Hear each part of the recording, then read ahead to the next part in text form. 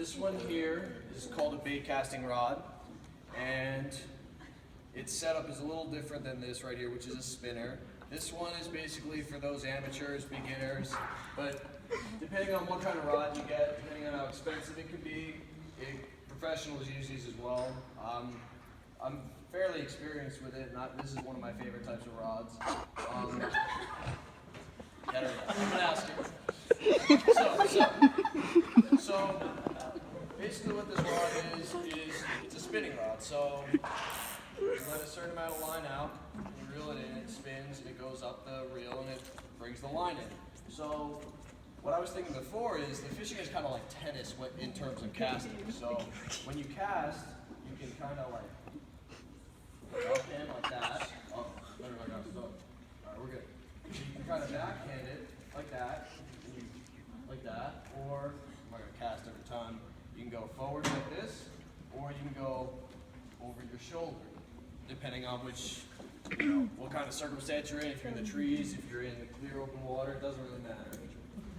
This bait casting rod, on the other hand, is a little more complicated for people who might be a little more avid and they're a little more experienced, because when you cast, you have to keep your thumb on the reel, otherwise the line is going to backlash and we call it bird's nest. And so it's basically like a big tangle that's extremely hard to get out, and I've done it so many times. You have to cut the line, and I had to do it before anybody got here. So basically, there's a little silver button right here. You just press it, you release the line, go over the line, keep your thumb on the reel. That way the line doesn't backlash. All right, cool. So yeah, this is more of an experience rod for more professionals. You also have to have a heavier lure on it in order to cast it, because otherwise you won't be able to. Now this one is one of my favorites because it takes a little more patience. Stop laughing. Sorry for being unique. So anyways, a lot of people decide to do fly fishing because it's kind of like golf. It's very relaxing, it's very calm, and you get a really cool experience out of it when you do end up catching a fish. So basically what this has is, I don't have a lure on it now, but you have this little line, which is a tippet, and this orange line is floating line. So now trout are, they're predatory fish. So when bear, okay, all right. Trout are predatory fish that predominantly feed on small insects that land at the top of the water. So basically what this does is, this floating line puts the lure, which is extremely, let me get one. It's a very small lure.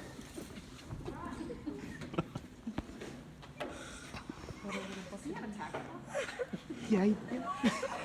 Search to stand on the phone. When you're trying to win hardcore. Oh my god, I'm done. I gotta leave. We gotta go. Because when you're trying to cast it, if it's too heavy, you're not going to be able to get the same effect. So you got to let a decent amount of line out. Let me see if I have enough room. You let out some decent amount of line, and normally you'd have your lure at the end of this tippet right here. And if it's a dry fly, it's just going to sit on top of the water, and the trout are going to think it's a fly or something, and they're going to go for it. And then you get a really cool experience out of trying to reel in the fish. So basically, hold it something like this. You want to have this hand kind of with a little access line. Sorry guys, you can't see me over here. And it's kind of with the reel at the base of the rod, so that when you're doing the motion, got a little tangled. Press for space here. So normally for this, you have to be in a really open area with very little cover, kind of on a river or a stream. I'll try to do it outside next year. I'll try. Okay, thank you. I mean, I'll be gone, but for someone else who does this. So basically, it's gonna look something like this when it's all said and done. And then you just kind of go like this until you have a certain amount of line out. And when you're all said and done, you just kind of let it out like that. And it goes on top of the water.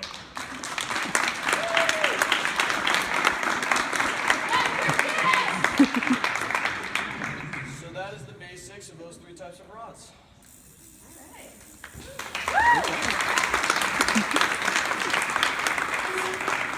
Thank you, Christian. That truly was unique.